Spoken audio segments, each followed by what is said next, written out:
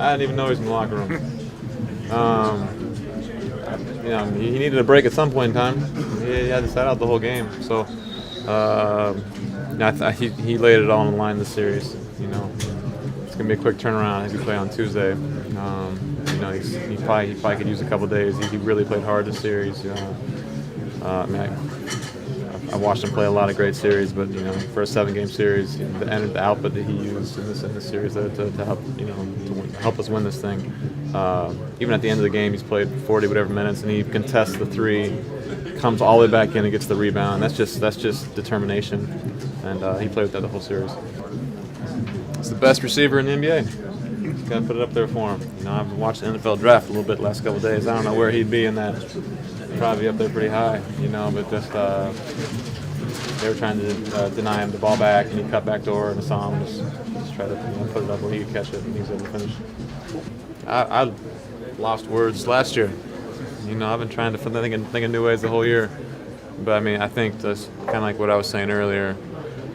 For a 7-game series to play with the output, just the energy that it took to play 7 games that hard, it's unbelievable. He's not just playing minutes; he's got the ball in his hand almost every possession. He's playing great defense. He's getting rebounds. He's controlling the whole game. Allen Iverson used to say, "Do you know how hard it is to shoot 30 shots a game? Do you know how much energy it takes to shoot 30 shots a game?" And it's true. A lot of us don't understand. To create that many shots takes a lot of energy, and Bron's doing that. Plus, he's doing so many other things, and I don't think and he's appreciated enough for just how much energy he puts into everything. I was telling the young guys, this is what the playoffs are about. In the Game 7, it separates the men from the boys. You got to give everything you got, and after Game 6, I looked at Bron, Swish, and Caleb and said, we've been through this before. We've been in Game 7s. We know what it takes. So the new guys are going to look at us. So we got to come out ready to play, whether I'm playing or not, or whether, if you're going offensively, you got to be there mentally for the guys that haven't been there. So I think we did a pretty good job with that tonight. You got to stay ready at all times. I give a lot of credit to our coaching staff. For the guys that weren't playing, like myself and Jetty and Big Z, we were coming in early, playing 5-on-5s, just staying in rhythm, because you never know. It's a long playoff journey. I remember our first year all together. Caleb goes down against Boston, and then I get thrown in the starting lineup and had to play big against Chicago with Powell and Joe Kim. So, playoffs it's a long journey. If I'm not on the court, got to be able to cheer my teammates on and from the sideline be there mentally and keep guys locked in and focused. Whenever you got the best player in the world or your leader on the team, giving everything he's got, whether it's, he's playing the point guard position, guarding, rebounding, blocking shots, assisting. For me, and the younger guys, we got to pick it up. We got to give everything we got. If he's giving 100%, we got to give 120. So we got to find that extra boost and go out there and fight with him, because we're a team and he's going to war for us every night. We got to do the same thing. I thought I had a good motor, but his motor is unreal. He's got a Lamborghini motor, so it's amazing to see what he's able to do. And you give a lot of credit to how he approaches the game and takes care of his body. Ever since he's come back, he's always told us, your body is what's going to keep you going. You got to take care of it and do the right thing. And for him to be able to do all that, it's unreal. The games go down the wire when it's 3-point game, 2-possession games. That helps us bring us closer together, and we're gonna need that moving forward, especially in Toronto with a very hostile crowd, and they feed off the crowd. So if they get going early, I think a series like this in Indiana, teaches us we gotta stay together.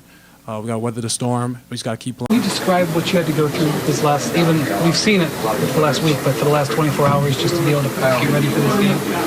It sucks. A lot of shots in your butt and your back, but it is what it is. Anything to get that game out the way and move on to this next series. But there was no way that I wasn't going to try to fight with these guys for this last game out here to win or go home. How big was Tristan, George? Huge. I've been telling him all series long, just wait his turn until his name is called, and when it's called, be that spark. And from the jump, he was that spark that we needed, and I think he just did a phenomenal game. Probably the best I've seen him play in a while. After the first half went by and you didn't get any playing time, did you start to doubt whether you were going to get him? No, we still had 24 minutes left. You know, me and a couple teammates just talking about it.